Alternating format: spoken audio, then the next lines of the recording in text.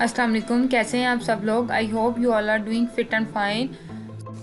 Thank you so much for your support. तो आज की वीडियो में हम एक हिजाब बनाना सीख रहे हैं, स्पेशली उन लोगों के लिए जिनके पास हिजाब कैप नहीं है। तो स्टार्ट करते हैं।